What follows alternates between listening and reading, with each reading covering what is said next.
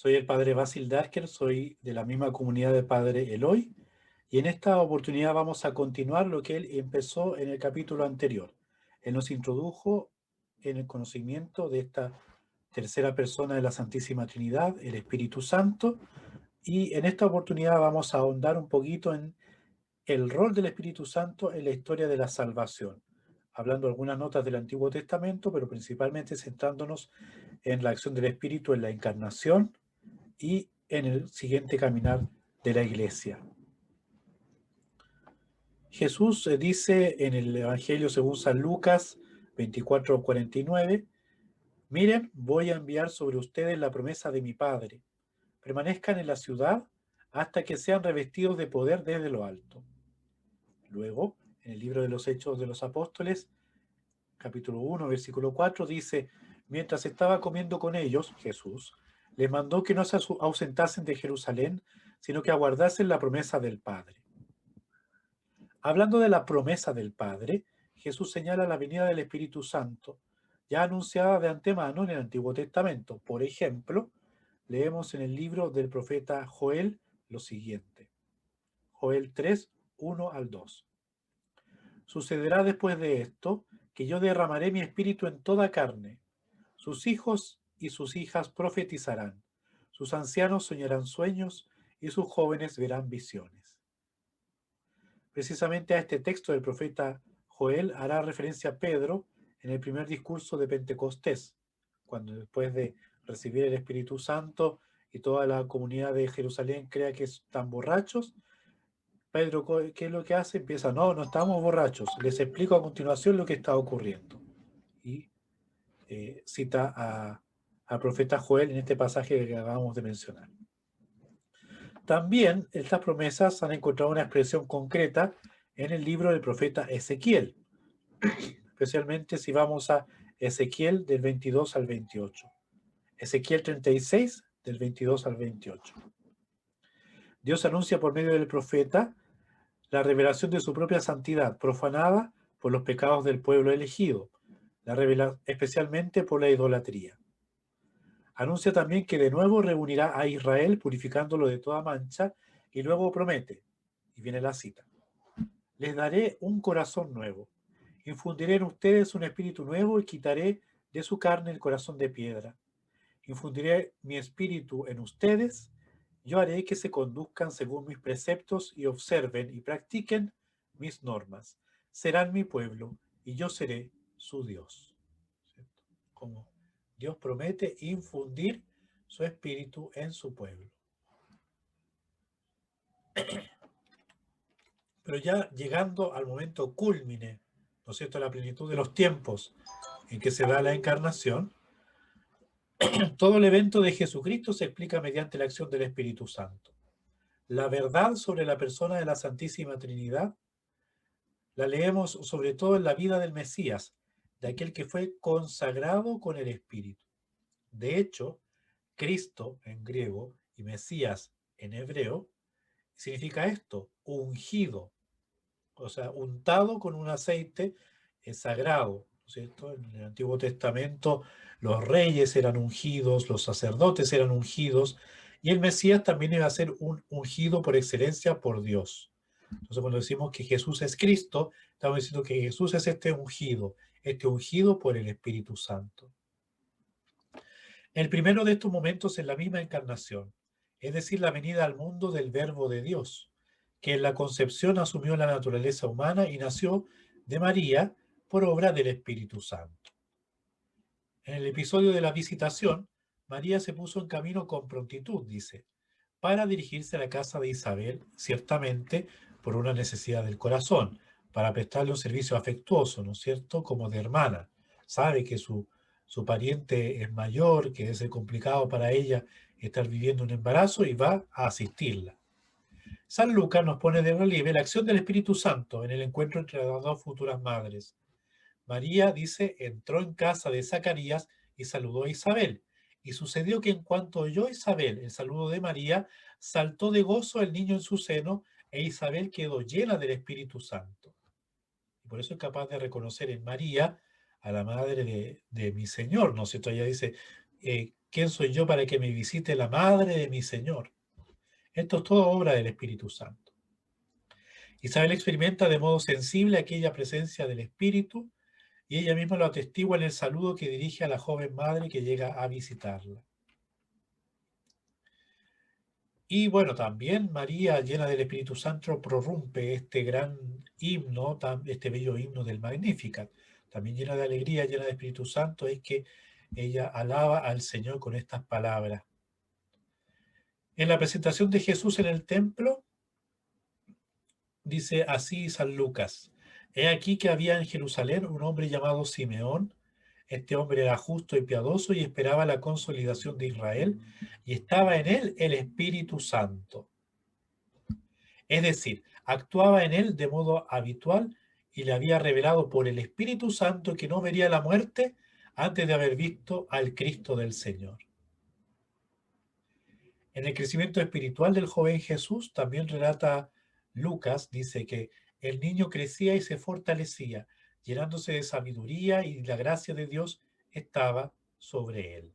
¿Cierto? Esta presencia especial de Dios en Jesús niño. En el lenguaje del evangelista, el estar sobre una persona elegida por Dios para una misión suele atribuirse al Espíritu Santo, como en el caso de María y de Simeón. En el bautismo de Jesús también todos los evangelistas nos han transmitido este acontecimiento y relatan: se abrió el cielo, se oyó una voz que venía de los cielos y decía: tú eres mi Hijo amado, en ti me complazco. Este es el ejemplo de la redacción de Marcos, Marcos 1:11. Así, en el bautismo de Jesús en el Jordán, tiene lugar una teofanía, una manifestación de Dios, cuyo carácter trinitario queda mucho más subrayado que en la narración de la Anunciación. El abrirse el cielo significa que en aquel momento una iniciativa de comunicación del Padre y del Espíritu Santo con la tierra para la inauguración religiosa de la misión mesiánica del Verbo encarnado. ¿Cierto?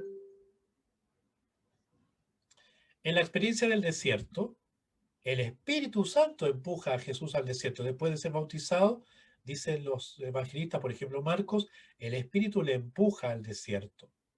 Por lo tanto, Jesús sigue el impulso interior y se dirige a donde le sugiere el Espíritu Santo.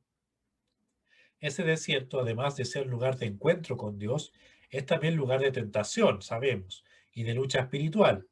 Jesús, por tanto, es conducido al desierto con el fin de afrontar las tentaciones de Satanás. Las tentaciones sufridas y vencidas por Jesús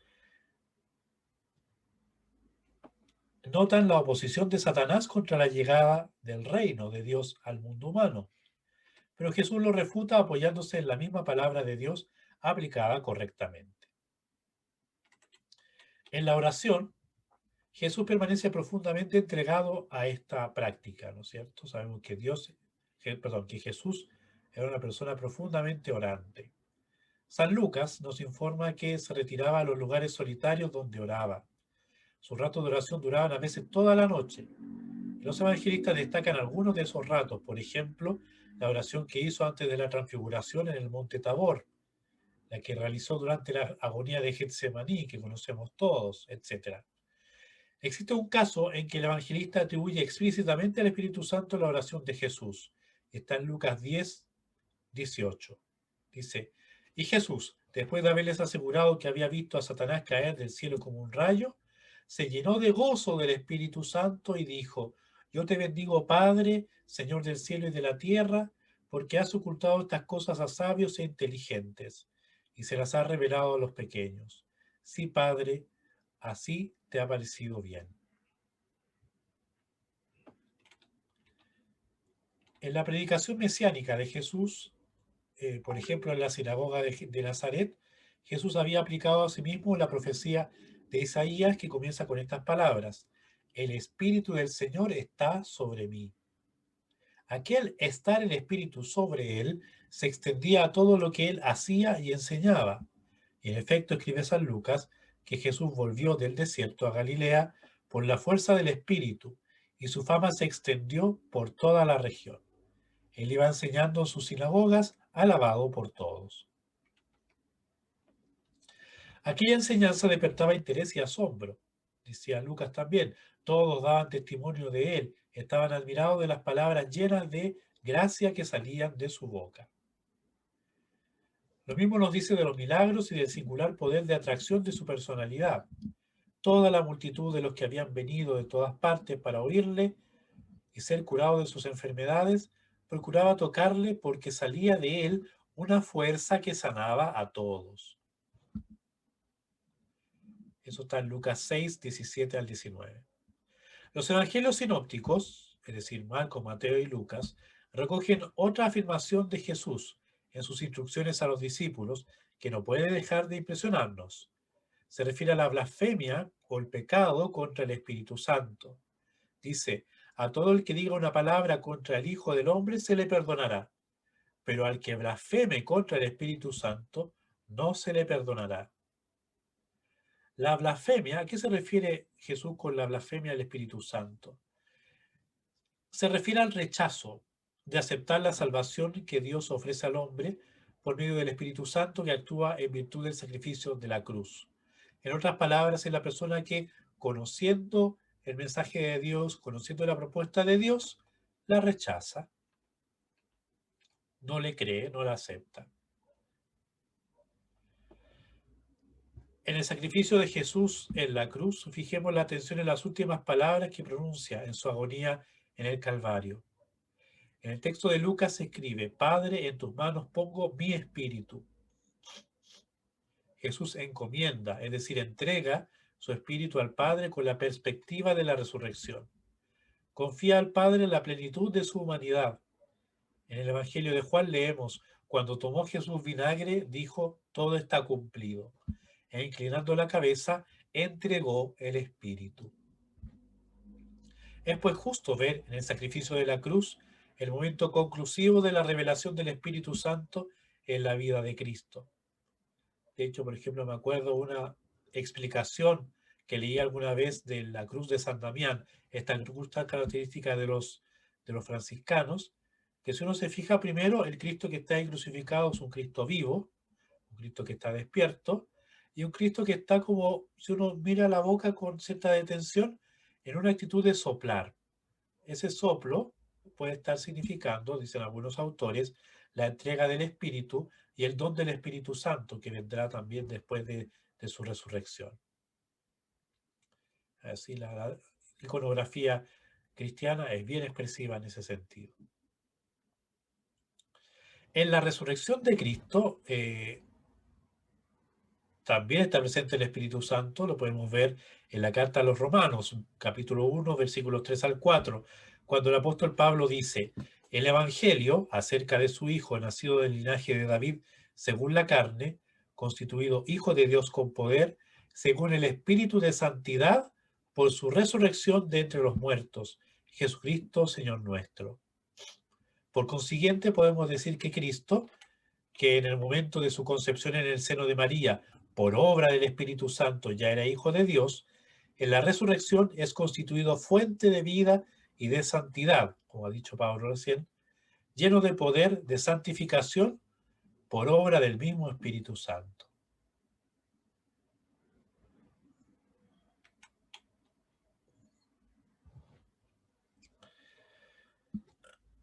El Espíritu Santo después se dedica a impulsar también a la iglesia, darle vida a la iglesia. Y esto nosotros lo empezamos a celebrar desde el día de Pentecostés. El día de Pentecostés, ¿no es cierto?, la iglesia, surgida de la muerte redentora de Cristo, se manifiesta al mundo por obra del Espíritu Santo. Se hizo patente cuando vino el Espíritu y los apóstoles comenzaron a dar testimonio del misterio pascual de Cristo. Hay que recordar cómo estaban los discípulos antes de Pentecostés. Dice la Escritura que estaban encerrados, ¿no es cierto?, en su casa por miedo a los judíos, a que los judíos pudieran recriminarlos, a capturarlos y hasta matarlos. Pero justamente después de Pentecostés, toda esta cobardía se va, se reemplaza por valentía y son capaces de salir, como dicen actualmente, a comerse al mundo, ¿no es cierto? Anunciar por todos lados que Jesucristo es el Mesías y que murió, sufrió, pero después resucitó y con esa resurrección nos ha transmitido la vida eterna a todos los que creamos en Él. En efecto, Jesús no se limitó a traer oyentes y discípulos mediante la palabra del Evangelio y los signos que obraba, sino que también anunció claramente su voluntad de edificar la iglesia sobre los apóstoles, y en particular sobre Pedro. La misión de Cristo y del Espíritu Santo se realiza en la iglesia, cuerpo de Cristo. Asocia a los fieles en una comunión en Cristo con el Padre en el Espíritu Santo. Por medio de los sacramentos de la iglesia, por ejemplo, Cristo comunica su Espíritu Santo a los miembros de su cuerpo para producir frutos en la vida nueva, en Cristo según el Espíritu. En todos los sacramentos, si ustedes se fijan bien, se invoca siempre la presencia del Espíritu Santo, porque en el fondo es Dios mismo que se hace presente y que transmite su gracia, transmite la salvación a través de tal o cual sacramento. El Espíritu viene en ayuda de nuestra flaqueza. Nosotros no sabemos pedir como nos conviene, pero el Espíritu mismo intercede por nosotros. Así nos lo aconseja Pablo, nos lo enseña Pablo en la carta a los Romanos 8:26. La Iglesia es capacitada por el Espíritu para realizar en la tierra las obras de Cristo. ¿Cierto? Nosotros decimos siempre que la Iglesia prolonga la obra y la presencia de Cristo en el tiempo, en la historia, y lo hace por este motivo, porque el Espíritu Santo la impulsa y la lleva a prolongar en la historia la obra de Jesús, la obra salvadora y dignificante de la persona humana que empezó Jesús.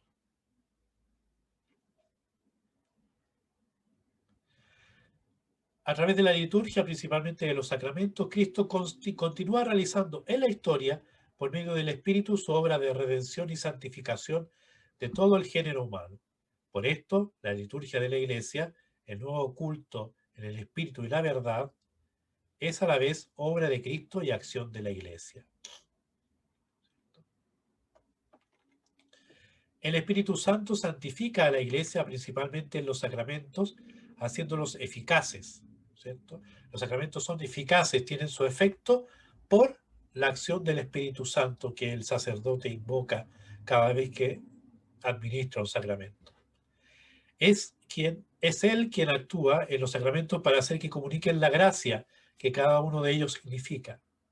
La Iglesia afirma que para los creyentes los sacramentos son necesarios para la salvación, que en cada uno de ellos otorga el Espíritu Santo. Esto nos transforma y nos configura con Jesucristo. Entonces, podemos decir que a partir del bautismo, el Espíritu Divino habita en el cristiano como en su templo, ¿cierto? La primera infusión de Espíritu Santo que recibe un cristiano es en el bautismo. Dice el apóstol Pablo en su primera carta a los Corintios, capítulo 3, versículo 16. ¿No saben que el Espíritu de Dios habita en ustedes? Ciertamente la acción del Espíritu Santo penetra en lo más íntimo del hombre, en el corazón de sus fieles, y allí derrama la luz y la gracia de la vida. En otra parte de la misma carta a los Corintios pregunta Pablo, ¿o no saben que su cuerpo es santuario del Espíritu Santo, que están ustedes y han recibido de Dios? El cristiano, mediante esta inhabitación significa que Dios habita dentro de la persona, mediante la inhabitación del Espíritu Santo llega a encontrarse en una relación particular con Dios, que se extiende a todas las relaciones interpersonales, tanto en el ámbito familiar como en el social. Cuando el apóstol recomienda no entristezcan al Espíritu Santo de Dios, se basa en esta verdad revelada, que la presencia personal de un huésped interior, que puede ser entristecido a causa del pecado, ya que este es siempre contrario al amor. El pecado es siempre contrario al amor. Gracias a la fuerza del Espíritu Santo que habita en nosotros, el Padre y el Hijo vienen también a habitar en cada uno de nosotros. ¿Cierto? La Trinidad nos habita cuando dejamos que el Espíritu Santo entre y prepare este espacio en nuestro interior donde está viviendo Dios. El don del Espíritu Santo es el que nos eleva y asimila a Dios en nuestro ser y en nuestro obrar. Nos hace partícipes de su conocimiento y de su amor. Hace que nos abramos a las personas divinas y que se queden en nosotros. una excelente forma de relacionarse con Dios es a través del Espíritu Santo, de esta tercera persona de la Santísima Trinidad que da vigor, da dinamismo al amor de Dios, da movimiento al amor. La vida del cristiano es una existencia espiritual, una vida animada y guiada por el Espíritu hacia la santidad o la perfección de la caridad. El Espíritu Santo es el principio de acción y lucha contra lo que intenta separarle de su condición de hijo y le impida amar y servir a Dios en el nuevo orden del Espíritu. O sea, todo aquello que nos denigre como ser humano y como persona humana va en contra del Espíritu Santo. Se opone a él. Los cristianos creemos firmemente que el Espíritu Santo está y camina con nosotros. Nos acompaña a lo largo de nuestro camino de santificación, obra y actúa en lo más íntimo de cada uno. Es a lo que llamamos las gracias actuales, por las que nuestra inteligencia, voluntad, impulsos, querer, etc., están impregnados de su presencia y de su fuerza, y nos ayudan a actuar de acuerdo con lo que Él nos dice o inspira. La vida cristiana es seguir a Cristo, es decir, es seguimiento. Ven y sígueme, decía en Mateo 19:21, que no va dirigida exclusivamente a aquellos a quienes quiere confiar una misión particular y especial, sino que es la condición de todo creyente, de todo discípulo suyo. Todo discípulo suyo tiene una vocación, tiene una forma particular de seguir y servir a Jesús. Seguir a Jesucristo es el fundamento esencial y original de la vida cristiana. Esto que pucha que es importante. Lo vital para el cristiano es mirar a Jesús, amar a Jesús y desde esa mirada y ese amar, obrar como Jesús.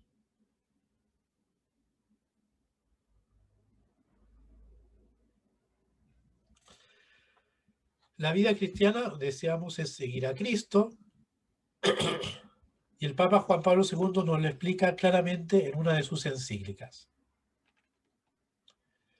Dice, no se trata aquí solamente de escuchar una enseñanza y de cumplir un mandamiento, sino de algo mucho más radical, adherirse a la persona misma de Jesús, compartir su vida y su destino, participar de su obediencia libre y amorosa a la voluntad del Padre. O sea, vivir según el Espíritu es compartir la vida de Jesús, con todo lo que eso significa, con sus glorias, también con sus dificultades. Seguir a Cristo no es una invitación exterior, dice el Papa, porque afecta al hombre en su interioridad más profunda. Ser discípulo de Jesús significa hacerse conforme a Él, que se hizo servidor de todos hasta el don de sí mismo en la cruz. Mediante la fe, Cristo habita en el corazón del creyente. El discípulo se asemeja a su Señor y se configura con Él, lo cual es fruto de gracia, de la presencia operante del Espíritu Santo en nosotros. En definitiva, la vida según el Espíritu, cuyo fruto es la santificación, suscita y exige de todos y de cada uno de los bautizados el seguimiento y la imitación de Jesucristo en la recepción de sus bienaventuranzas, en el escuchar y meditar la palabra de Dios, en la participación consciente y activa en la vida litúrgica y sacramental de la Iglesia, en la oración individual, familiar y comunitaria, en el hambre y sed de justicia, en el llevar a la práctica el mandamiento del amor en todas las circunstancias de la vida y en el servicio a los hermanos, especialmente si se trata de los más pequeños, de los más pobres y los que más sufren.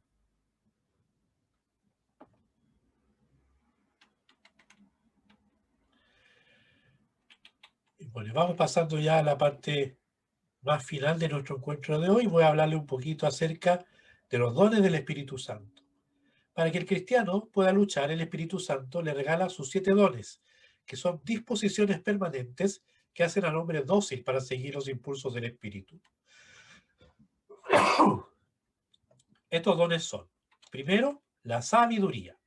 El don de sabiduría nos da la capacidad para juzgar las cosas humanas según la medida de Dios, el pensamiento de Dios. Iluminado por este don, el cristiano sabe ver interiormente las realidades de este mundo. Nadie mejor que él es capaz de apreciar los valores auténticos de la creación, mirándolos con los mismos ojos de Dios.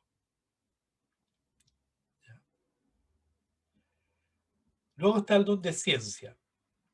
El hombre, iluminado por el don de la ciencia, conoce el verdadero valor de las criaturas en su relación con el Creador y no estima a las criaturas más de lo que valen y no pone en ellas, sino en Dios, el fin de su propia vida. El don de ciencia entonces permite colocar el verdadero valor de las cosas y de las criaturas en relación con Dios. El don de consejo actúa como un soplo nuevo en la conciencia, sugiriéndole lo que es lícito, lo que corresponde, lo que conviene más al alma. El cristiano ayudado con este don penetra en el verdadero sentido de los valores evangélicos, en especial de los que manifiesta el Sermón de la Montaña, o el sermón que viene antecedido por las bienaventuranzas, capítulos 5 y 6 de San Mateo. El don de piedad permite que el Espíritu Santo sane nuestro corazón de todo tipo de dureza y lo abre a la ternura para con Dios y para con los hermanos. Eso significa ser piadoso, una persona abierta a Dios, abierta a los hermanos. El don de la piedad orienta y alimenta la necesidad de recurrir a Dios para obtener gracia, ayuda y perdón. Despierta esta necesidad, esta sed de Dios. Además, extingue en el corazón aquellos focos de tensión y división como son la amargura, la cólera, la impaciencia, y lo alimenta con sentimientos de comprensión, tolerancia y perdón. Ese es el verdadero piadoso. Pasamos ahora al don del temor de Dios. Con este don, el Espíritu Santo infunde en el alma sobre todo el temor filial, que es el amor a Dios, no de Dios, el amor a Dios, de nosotros hacia Él. El alma se preocupa entonces de no disgustar a Dios. Nosotros no queremos ofender a una persona que amamos. Nos pasa también en la vida cotidiana. Yo no quiero pasar a llevar, no quiero ofender a la persona que aprecio, ¿no? Más aún esto se debe vivir con Dios. Si lo amamos como Padre, no queremos ofenderlo en nada. Queremos permanecer y crecer en la caridad.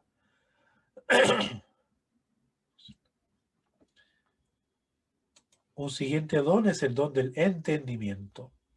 Mediante este don, el Espíritu Santo, que escruta las profundidades de Dios, dice Pablo en 1 Corintios 2:10, comunica al creyente una chispa de esa capacidad penetrante que le abre el corazón a la gozosa percepción del designio amoroso de Dios. Al mismo tiempo hace también más límpida y penetrante la mirada sobre las cosas humanas.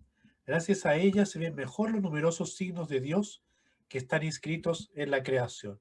Hay varios de estos dones que se van como complementando, ¿no es cierto? Esto del entendimiento también suena un poco a sabiduría, esta capacidad para ver las cosas según la medida de Dios, o la ciencia que nos ayuda a ver las cosas en relación con el Creador, etcétera. Se van dando cuenta que son distintos dones que redundan en esta sabiduría, en esta mirar las cosas como Dios las mira.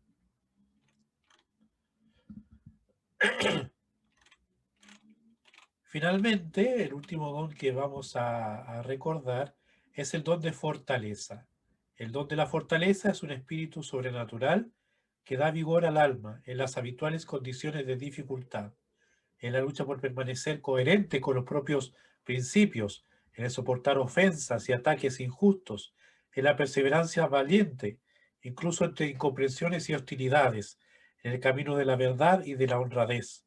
Es decir, tenemos que invocar al Espíritu Santo que nos dé este don de fortaleza para permanecer firmes y decididos en el camino del seguimiento de Jesús, en el camino del bien. Podremos entonces repetir con San Pablo: me complazco en mis flaquezas, en las injurias, en las necesidades, en las persecuciones y en las angustias sufridas por Cristo, pues cuando estoy débil, entonces es cuando soy fuerte. En mi debilidad se nota más la fuerza de Dios. Bien, queridos hermanos, con esta reflexión queremos terminar este punto de nuestra fe, de creer en el Espíritu Santo, de qué se trata creer en el Espíritu Santo y por qué nosotros profesamos nuestra fe sobre esta persona, la Santísima Trinidad. Dejo hasta aquí esta reflexión. Nos vemos en una próxima oportunidad. Que Dios les bendiga muchísimo.